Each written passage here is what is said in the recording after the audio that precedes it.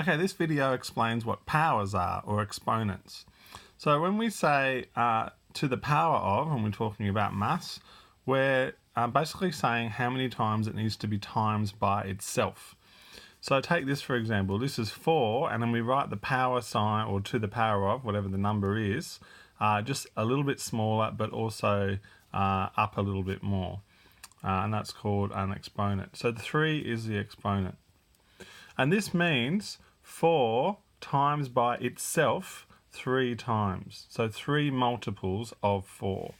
And that can be written or rewritten as 4 times 4 times 4. Now, as you're learning these new concepts, it's a really good idea to write out and keep expanding and changing and show you're working out every time. So it's clear to you and to us exactly what you've done, rather than just trying to work it all out in your head. That's a really important step when you come across these, to expand it out and write it like this. They mean the same thing. So it's really important too that you know it's not plus. Okay, some people on their pre-tests were writing plus, so 4 plus 4 plus 4, which people were then saying, well, I know that's 12. So they were saying that 4 to the power of 3 is 12. But of course it's very different to 4 groups of 4. You need to keep timesing them. So my next bit of advice to work this out now is to draw brackets around each individual set, if you like, and then work those out before you move on. So the first one is 4 times 4, and knowing our times table, we know that that's 16. So I'd normally write that above there.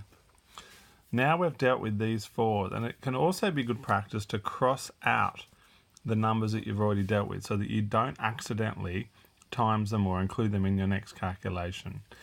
Now we've just got 16 times 4 left.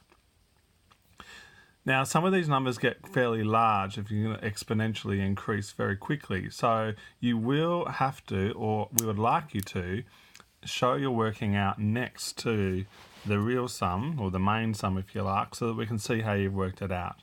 And some people on the pre-test did that, but then they rubbed out their work so that we couldn't see how they figured it out. So please leave all your workings out so we can see exactly what you've done. So over here I might say, I'm going to use the split and multiply method here. So I know that 10 times 4 plus 6 times 4 is the same as 16 times 4. That's one method we can use. So 10 4s are 40 and 6 4s are 24. So the answer there for that one is 40 plus 24, which I can see is 64. So the total answer for this 4 to the power of 3 is 64. Moving now to this example, this is 3 to the power of 5. So first thing I'm going to do is write that out again in an expanded notation. So 3 times 3 times 3. So I've got 3 so far. I need another 2 more. Times 3 times 3. So there's 5 altogether. I'm double checking that I've got that right. 5 groups. So it's not 5 groups of 3. It's 3 times itself 5 times.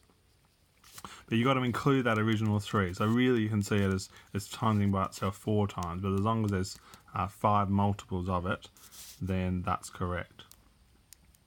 Alright, so I'm going to draw my brackets now so that I don't get confused. So 3 times 3 is 9. I'm going to write that above and cross out the 2 I've just got so I don't include them again. Now I'll move to the next one. 9 times this 3. Well, I know that 9 times 3 is 27, and you can see that we're starting to get quite large numbers already now. So 9 times 3, I'm going to put the answer at the top there, and this is why sometimes colours can help you. 27. Now I'm going to cross out these numbers so I don't use them again. I've got 2 more to go. 27 times 3. Well, I might use my close estimate one here. So 30 times 3, I know, is 90, and then I need to take off 3, 3 and 3, which is 9. So 90 take away 9 is 81. Cross that out, cross that out.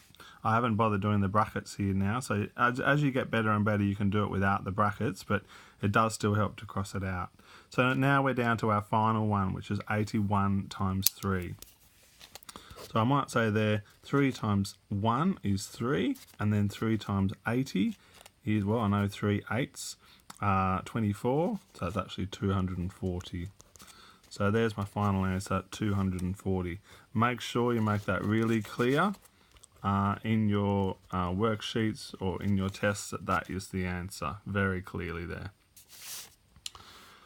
When you've got to the power of 2, you're basically just saying 2 times 2 in this particular case, because that's the product. So here that would equal to 2 times 2, and that one's a fairly easy one, that's just 4.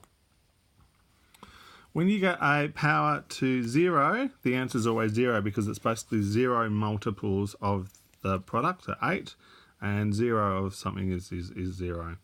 And when you've got a power to 1, it's just simply the number itself, like 6 on its own. So anything to the power of 1 is itself. And that's how powers work. So have a little try yourself. Try not to make the powers too high. As you can see here, I went to the power of 5 and it quickly got very, very large. So if you're testing each other or just learning, keep this one fairly low, like maybe 2, 3 or 4 at the most as you're learning these ones.